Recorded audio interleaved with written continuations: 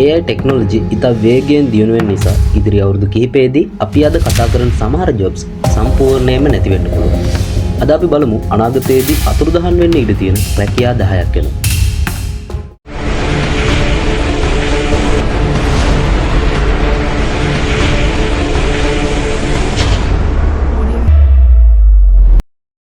අංක 10 කැෂියර් එහෙමත් නැත්නම් මුදල් අය කැමි කියන මේ ජොබ් එක තාක්ෂණයේ දියුණුවත් එක්ක ලෝකෙන් ඉවත් වන රැකියාවක් විදියට හඳුන්වන්න පුළුවන්. ලෝකෙ දියුණු රටවල මේ වෙන විටත් self checkout machine සහ AI payment system වැනි පහසුකම් භාවිත කරමින් ඔවුන්ගේ කාලය ඉතුරු කර ගැනීමටත් ඒ වගේම කාර්යයන් පහසු කර ගැනීමටත් නැඹුරු වීම නිසා එම රටවල් වලින් මුදල් අය කැමි රැකියාව ඉවත් වෙමින් පවතිනවා. අංක 9 bank tellers මෙම රැකියාවත් ලෝකෙන් ඉවත් වෙමින් පවතින රැකියාවක්. Online banking, mobile apps, digital payment වැනි පහසුකම් තාක්ෂණය භාවිත කරමින් බැංකු ශාස්ත්‍රය ශීඝ්‍රයෙන් දියුණු වෙමින් පවතිනවා. ඉතින් මේ හේතුව නිසා අනාගතයේදී බැංක් ටෙලර් ජොබ් වේකන්සිස් අඩු වෙන්න පුළුවන්. අංක 8 ටැක්සි ඩ්‍රයිවර්ස් රොබෝ ටැක්සි සේවාවේ කොටසක් ලෙස ටෙස්ලා විසින් නිෂ්පාදනය කරන ලද මගින් දෙදෙනෙකුට ගමන් කරන්න පුළුවන් විදුලි බලයෙන් ධාවනය වන සම්පූර්ණයෙන් ස්වයංක්‍රීය වන පරිදි නිර්මාණය කර ඇති ටෙස්ලා සයිබර්කැබ් ටැක්සි සේවාවන් වල මහත් පෙරලියක් ඇති කරලා තියෙනවා.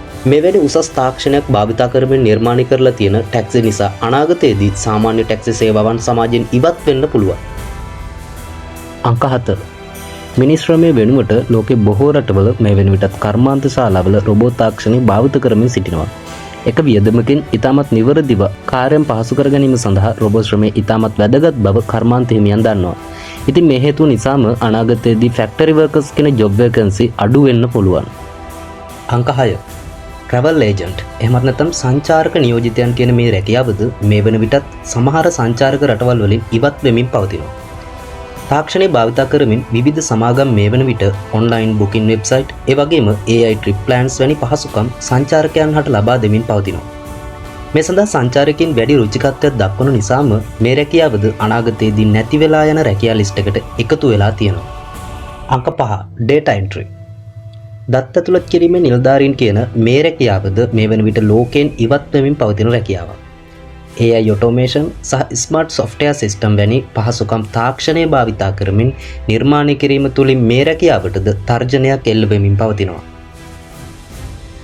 අංක 4 call center agent AI voice assistant තාක්ෂණය AI තාක්ෂණයේ තවත් පැතිකඩක් විදියට හඳුන්වන්න පුළුවන්.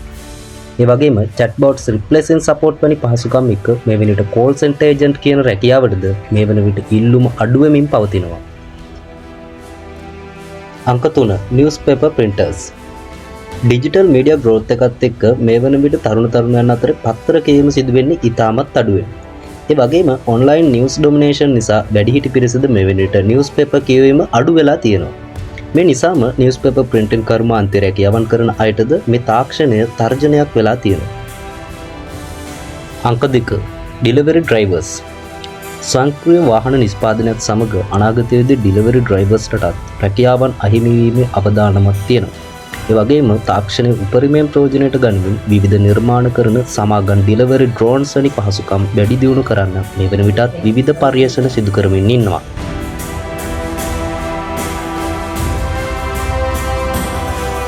අංක 1 බේසික් ග්‍රැෆික් ඩිසයිනර් මෙම රැකියා කාණ්ඩයේ රැකියා කරන අයටද අනාගතයේදී තම රැකියාව අහිමි වෙමින් තිබෙනවා.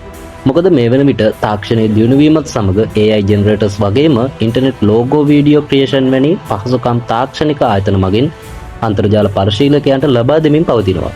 මේ හේතුව නිසාම ග්‍රැෆික් ඩිසයින් රැකියාවක් වශයෙන් කරන අයට අනාගතයේදී තමාගේ තාක්ෂණික දැනුම වර්ධනය කරගැනීමෙන් මෙම තාක්ෂණික ලෝකයේත් සමග ඉදිරියට යන්න වෙනවා. ඉදිරියේදී AI නිසා ලෝකෙ ගොඩක් වෙනස් වෙනවා. එම නිසා ටෙක්නොලොජි එක අප්ඩේට් වෙන කෙනාට තමයි අනාගතයේදී තාක්ෂණයෙන් උපයන්න පුළුවන් වෙන්නේ. ඒ වගේම තාක්ෂණයේ දියුණුව මිනිසුන්ගේ හොඳට වගේම අයහපත් ආකාරයටත් බලපාන්න පුළුවන්. ඔයාගේ රැකියාවත් මේ ලිස්ට් එකේ තියෙනවා නම් ඔයාගේ අදහස කමෙන්ට් එකක් දාන්න. වීඩියෝ එක හොඳයි නම් ලයික් කරන්න, ෂෙයා කරන්න. අලුත් වීඩියෝ එකකින් හමුවීමේ බලාපොරොත්තුවෙන් අදට ඔබෙන් සමුගන්නවා. ඔබට සුබ දවසක්.